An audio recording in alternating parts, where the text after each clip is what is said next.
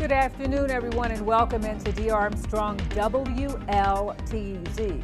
That's where you find D, and that's where you find the best news in the country here on WLTZ TV 38 in Columbus, Georgia. And it's a lot of stuff going on. For one thing, it's Pumpkin Spice Day at Krispy Kreme, okay? This is the only day of the year that you can get a glazed donut with their special secret pumpkin spices. But you know what, and that's going to be absolutely marvelous. You have to get it today. They say it's a glazed donut, but the big deal is their secret pumpkin spice. So just want to make sure you know about that when you're headed home. I'll be dashing out of here about 1:15 or so, and I might go by there and get a couple of donuts for the kids. My daughter's coming up from Atlanta. But I'll tell you, the other big story of the day is, are you ready? Now, right in the immediate area, and I know Facebook Live goes all over the world, but right in our immediate area of Columbus, Georgia, we don't know exactly what is going to happen with Irma. We've seen so much going on. We saw what happened when it hit the Caribbean. I believe 11 or 12 people dead in Barbuda. The governor of the British Virgin Islands saying, get out, don't even try to stay. It's just awful. And then we can expect maybe this, high winds. We don't know exactly what's going to happen. We will know. Stay with us. We have the best weather team in the city right here on WLTZ. Miller Robson, we have Dana, and we have Matt with us. And if you want to know what's going on, they can keep you updated. But a lot of people are wondering exactly what's going to happen. So I have Georgia Power on the line right now. It's John Kraft. He is their spokesperson, because what happens is, if we're not used to this, we haven't prepared, we can avoid some problems if we know what to expect. Good afternoon, and thank you so much for joining us, John. Hi, thanks, Dee. Glad to be here. Appreciate being on. Now, what advice would you give the average person? You know, we're in the Columbus area. We may or may not get the high winds, but let's say the worst case scenario. We get the high winds, we get the power outages sometime Sunday. What do we do? That's right. Yeah, we are certainly watching the storm, and I've been watching it for days. So we're prepared, but this gives us a chance, this lead up to finalize these plans, figure out, where we're going to put resources and to be able to make our best response. And it's the best time for our customers to prepare as well. Because if, like you say, if we get tropical storm force winds through Georgia, we'll definitely see some outages with trees and tree limbs coming down, things like that. So we want to be prepared, and customers should be prepared too. There's a lot of things that they can find on our website, georgiapower.com/storm. is sort of an easy, quick shortcut to get you into our online storm center. We have things like our outage alerts, where you can sign up for free phone calls or emails. So there is a phone call you can get. Okay, if there's because that's one of the big things. People start wondering, is it just my house? Is it the community? Where's this outage? So there is an outage alert, and they go to georgiapower.org or .com? georgiapower.com. You can get there from the main address, georgiapower.com, or georgiapower.com/storm, and that will get you right into that online portal for all of our storm resources and tips and things that you can do. Our outage maps as well, so you can take a look and see where those outages are and what the estimated restoration times are when we know those. Okay, let me ask you this. If there were a 1, a 2, and maybe a 3 things for us not to do when there's an outage, would light up candles be one of them? Well, some people do use candles. That's always, can introduce the danger of fire, of course. So, getting a good flashlight with some batteries. These LED flashlights now put out a lot of light, and the batteries last a long time.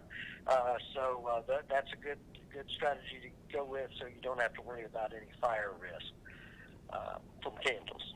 You know what? I'm gonna throw this out there, John. I love doing this. I saw an LED flashlight at the dollar store. Do you know that light was bright? It is. So you can't afford one. Yes. That's right. Wow. Some other safety tips, of course, after a storm, particularly if the limbs are down, trees are down, people want to get out there and start cleaning up that debris. Keep in mind, there could be live wires hidden in that storm debris, and we certainly don't want any accidents out there. We always say a live wire looks just like a dead wire, so you can't tell from looking at it. Some people think it'll be sparking, and it might be. but it might not be and still be live. So you want to be extra careful walking through standing water if there could be a live line submerged in it, laying on a chain link fence, things like that. Really want people to be careful if they go out and start cleaning up that storm debris, or if the kids are out, pets are out.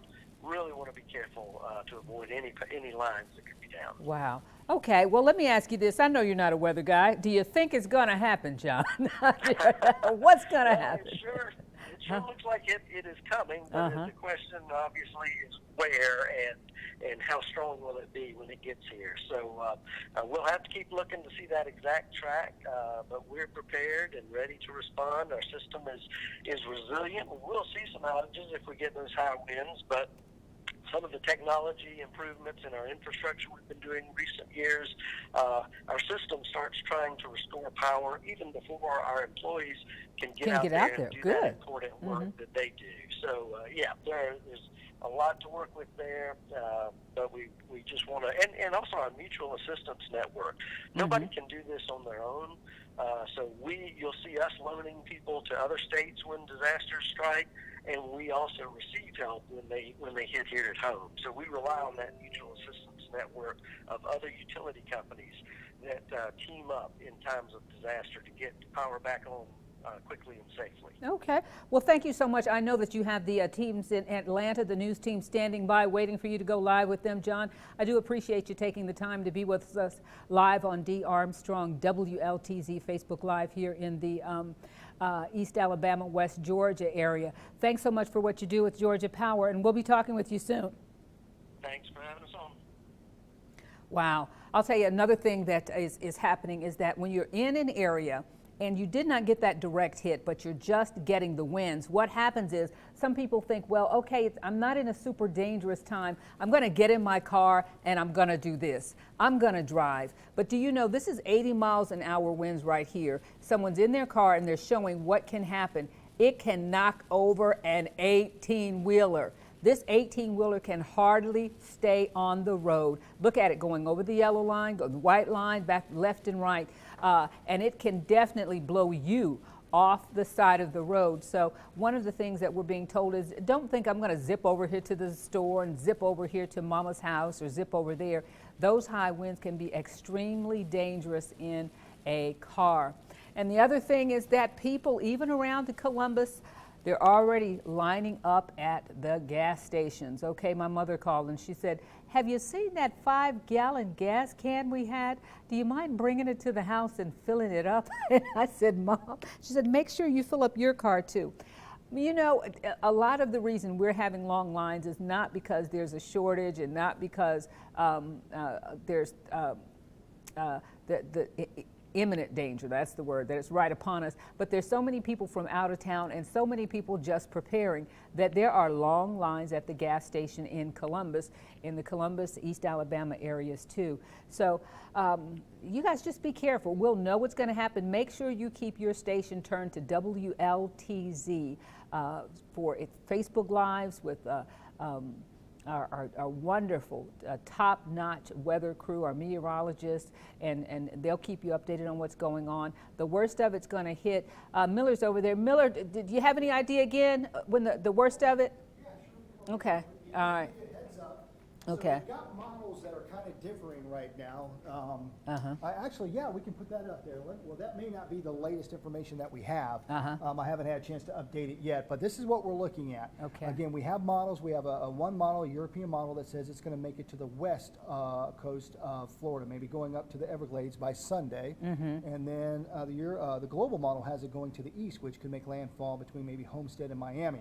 For us, we're looking at maybe Sunday night starting to feel the effects of those wind gusts coming in, and then on Monday maybe starting to feel that rain. So this is, and again, this could change. So let me just put this out there that it can change, but let me just say this is what we're thinking right now. Okay. That we could start to feel sustained winds of about 20 to 30, maybe 40 miles an hour by the time we get to Sunday. Okay. And then we could start to get some gusts, maybe tropical force 30 plus, maybe up to maybe some hurricane force winds. Ooh.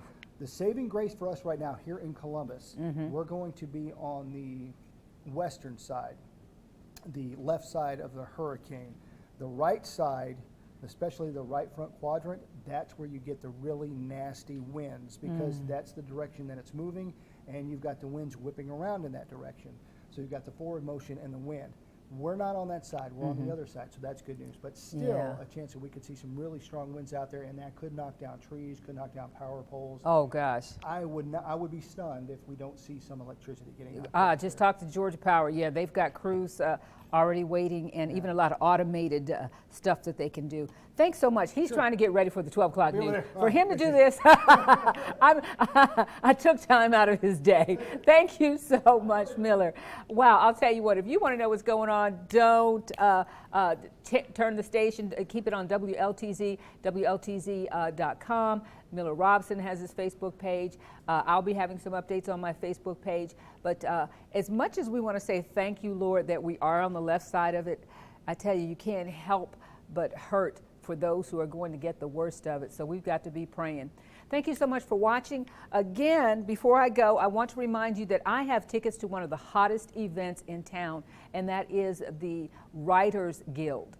Okay, and there are two different things going on. There is the Songwriters Guild, and that is going on, and I want you to join me. I have submitted some of my songs. I'll be there, I think September 19th, singing a couple of songs, and I do play the keyboard, so I'm just going to throw it out there. It's on my bucket list. If I don't do it now, when am I going to do it?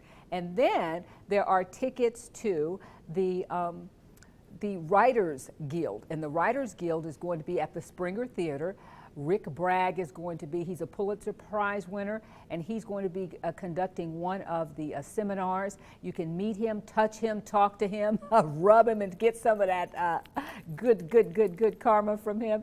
And if you're a person who likes to write, you want to write a play, a book, a skit, whatever, there are going to be different workshops for everybody, and I'm giving away tickets for that next week. So just say, hook me up, Dee. I am a writer at heart, and I want to know how to get there, okay?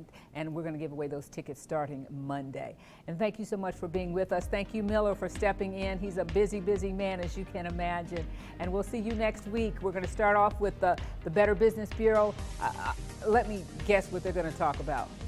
Rip-offs, huh? Rip-offs of people after the storm. They're going to be coming to your house saying, I'm going to take down that tree, I'm going to repair your house, and it's going to be a big scam. So we'll talk about that and what to look for on Monday.